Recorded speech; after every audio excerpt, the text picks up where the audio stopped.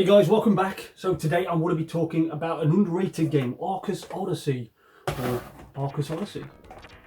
Arcus Odyssey, so basically Arcus Odyssey is a very underrated game in my opinion. Not many people know about it. I think it's one that went under the radar. Now it was released in Japan and it was also released in North America. Now as you can see, I love the game. That's why I've got a Japanese version and an American version. It's your gauntlet kind of style game. Now it's action adventure, sort of RPG with your RPG elements in there, storytelling kind of game.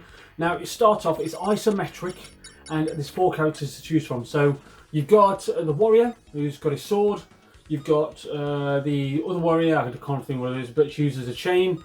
You've got the elf that uses bow and arrow, and you've got a wizard. Okay, so once again you're like, oh, it's very similar, a few similarities to Gauntlet. Now each one can be powered up, and you start off in the land, and you've got to defeat a good witch and a bad witch, for each other, and the good witch is winning, the bad witch is winning. You've got to go and destroy her, Castamira. Now you've got, like I say, your 4 characters. So the guy with the sword, each one you can power up each time. So you'll get to the end of the first level, and then you'll get to a bit of a dungeon where you have to crawl through the dungeon and end up getting towards the end. Once you've got towards the end of this section, you fight a boss. Now, just to point out, by the way, this section is my favourite piece of music. Absolutely love it. If you want to play it, give it a try. Absolutely recommend it. But anyway, you fight a boss, and when you fought the boss at the end of certain levels, most levels, you get an icon that flashes blue or red. It's flashing blue or red. Now, the red gives you a weapon power-up, and the blue gives you health power-up. So you'll start off with either 4 health blocks or 6 health blocks, depending on who you choose. And to give you an example, if you're playing the elf, the elf's great, she's got reflective shots. And if you're playing the elf, she's got reflective shots, and then you power it up and it gets to a thicker, kind of red or pinky, thicker arrow that you fire.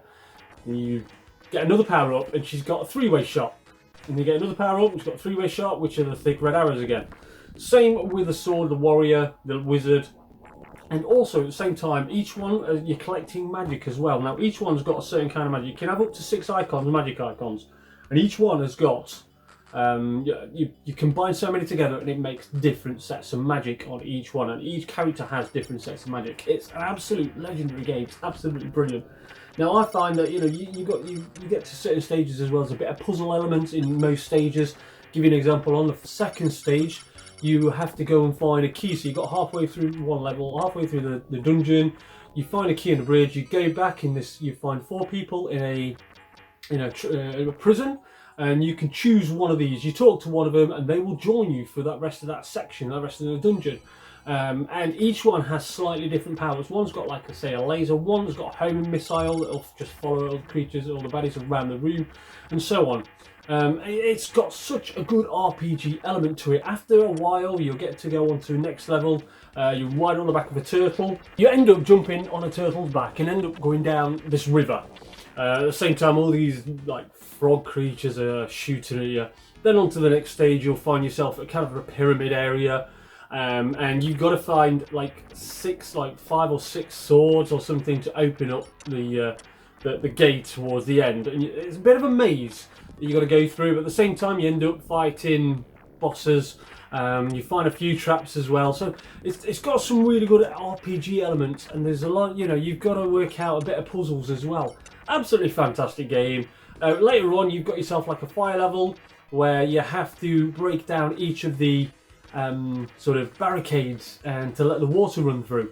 There's like about 9 levels overall, and I think personally, Arcus Odyssey is such an underrated game. It's such an underrated game. It did come out for many other versions, many other consoles. I say many. It came out for the Super Nintendo, and it's known as Arcus Spirits in Japan. It only came out for the Famicom. It looks like that, but it's Arcus Spirits. And there's a few slight differences. And it also came out for the X68000. X68000, Sharp X68000 it came out for. And I personally, I've played all 3 versions, and I personally think that Arcus Odyssey on the Megadrive, the music is way better. It's best on the Megadrive. That's my opinion. Some people out there might think differently, But I think it's some of the best pieces of music. It's by Wolf Team or Renovation. Wolf Team, they've done some great ones. I personally think, though, absolutely fantastic game. If you've not tried it, give it a try. It is, like I say, 2 players simultaneous, 4 players to choose from. It's got a bit of a gauntlet style going off there. RPG elements in there as well. So overall, guys, Arcus Odyssey, definitely give it a try. It's such an underrated game. No, I don't think many people have heard of it. You've got to just go out and give it a try, because if you like kind of gauntlet, there's RPG elements in there, some RPG action, good storyline as well. Yeah, I find some of the bosses are quite easy, but once you've got all your magic built up, eventually, you've got like cradles of life to bring you back. Sort of revival pills. You've also got health pills that bring you back, and also you've got your magic company with magic. But I tend to find that I'll play it and then I'll play it with a different character just to get the power-ups, just to find out how big their power-ups go. And you'll probably want to play all 4 characters, which is something I wanted to do. So guys, overall, Arcus Odyssey, fantastic game. Give it a try now. If you've not tried it, highly recommend it. Go out and play it on emulator if you want to. It is quite, a bit expensive. You're looking about £50 for the game. If you're thinking, Japanese version, the American version is probably slightly more, about £100 with instructions, maybe a bit more. This one cost me, I think it was about £50. This one cost me about 55. It was Japanese version. This one's with instructions. This one didn't have instructions. But yeah, definitely recommend it. Give it a try. Underrated game. So guys, I will say once again, thanks for watching, and don't forget, leave a like. Let me know your comments and thoughts below in the comments below. And thanks for watching, guys. And I'll see you soon.